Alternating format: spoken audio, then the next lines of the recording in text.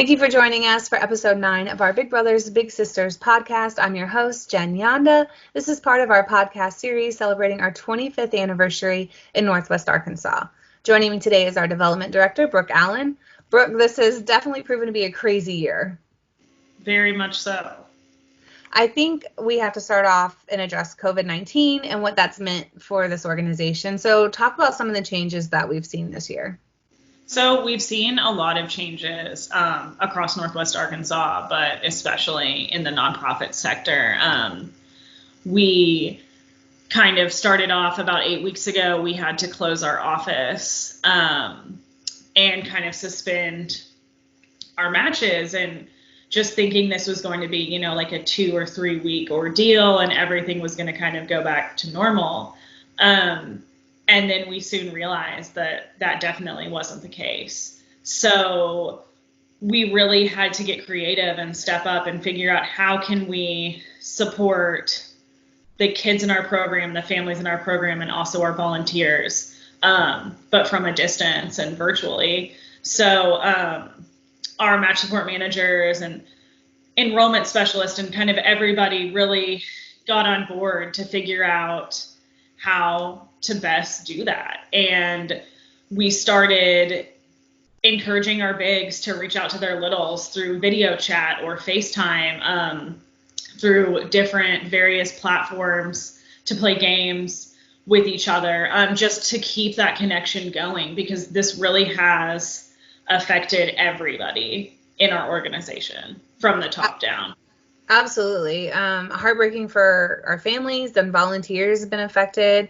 I was looking at our match support contacts the other day, and one of our little sisters let us know that her grandmother had passed away due to COVID. We talked to another volunteer last week. He bought a house, closed on his new house in February, and then was laid off with this impact. So it's definitely affected everyone in our organization, and it's affected our bottom line as well. How has it affected our ability to support these matches?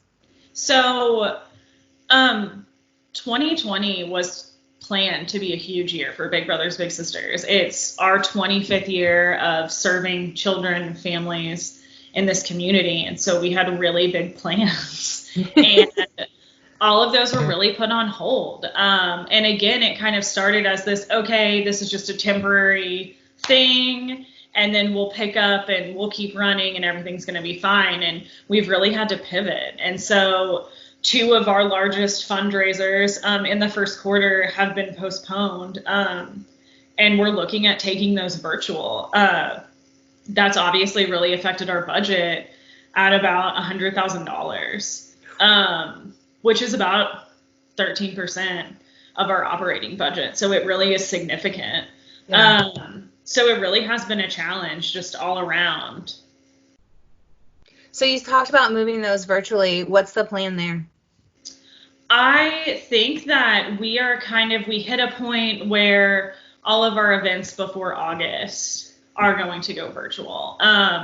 So we're looking at making those fun, making them interactive. I think through all of this, we've all gotten a lot more comfortable with technology. And it really has become normal. Before this pandemic, I was the last person to get on a video Zoom call. And it really doesn't bother me anymore. And I think that seems to be the norm throughout the United States, to be totally honest, maybe even the world. So we really are looking at how can our sponsors, how can we serve them and bring those events to life? And how can they get a lot out of them by still kind of pushing our bottom line?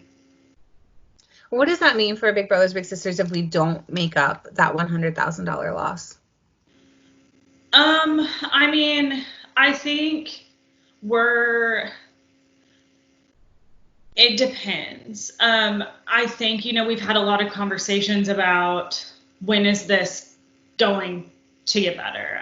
When are we going to be able to go back to, our regular life? I think that if we can't make up those funds, it will obviously affect maybe staffing changes, probably limiting the number of kids we serve, which we have seen through this pandemic. Our waiting list for littles has just grown exponentially. We have about 75 kids on our waiting list when usually that number is between 30 and 50. Yeah.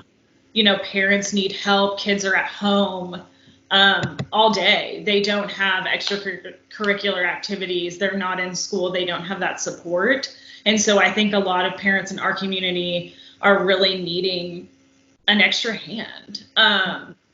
So I think that is our biggest fear, is not being able to serve as many kids, you know, in a program that's grown about 300% in 6 years.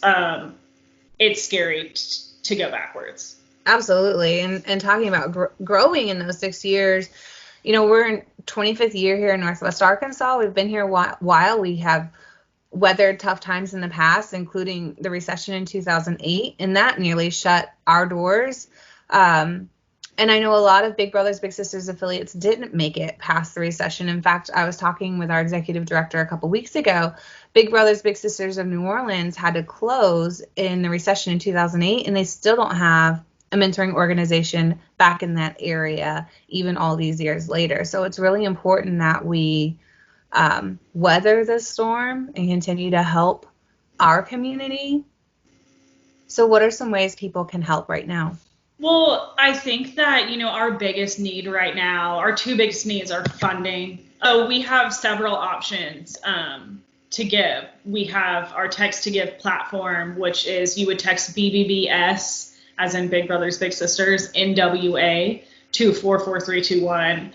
We have a Venmo account, which is Big Brothers Big Sisters of Northwest Arkansas. There's ways to donate through our webpage, which is bbbsnwa.org.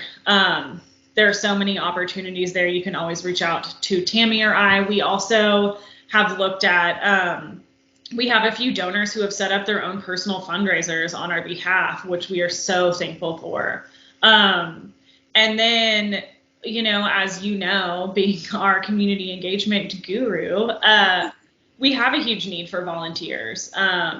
With those 50 kids on the waiting list, I think people have been obviously put under a new amount of stress, a tremendous amount of stress. And so that really has kind of slowed our volunteer inquiries down. So that's always a huge need of ours. Yeah, it's definitely slowed down to a trickle at this point, which is terrifying for me. It gives me nightmares because we want these kids to be matched with someone who's going to be in their corner and going to help them out.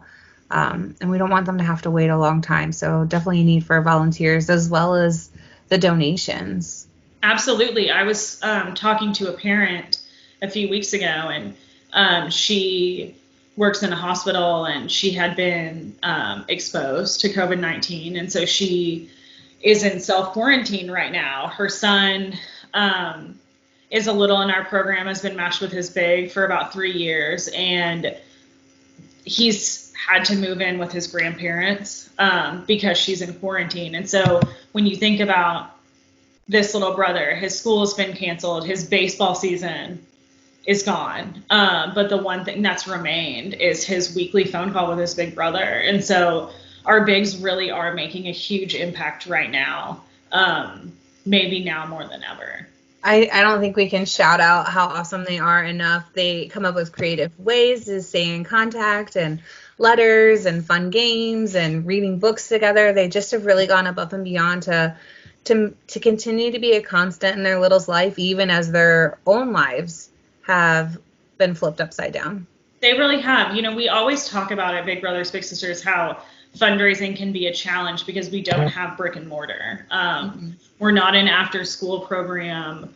We don't house children in our buildings. And I think that through this whole thing, we really are seeing the blessing of mentoring, and that it doesn't have to occur in a building inside of walls. It's so much bigger than that. And we're just very thankful for our community and for our bigs who have just stepped up in ways that, I mean, it's just unbelievable. Absolutely. Anything else we should let people know of their move to help Big Brothers Big Sisters? I would just say, I mean, if you have the ability to donate, please consider Big Brothers Big Sisters. I mean, $5, $150, whatever you can give, every little bit helps support our families and our kids and our volunteers. And then that need for mentoring. Even if you just have questions about it, or you're kind of interested, but maybe you're a little bit on the fence, reach out to us. We're happy to answer those questions. We're happy to get you started in the process. Absolutely. Brooke, thanks for talking to me today. And it's a tough topic, but I think it's important that we address it with everyone. Absolutely. Thank you, Jen. Thanks.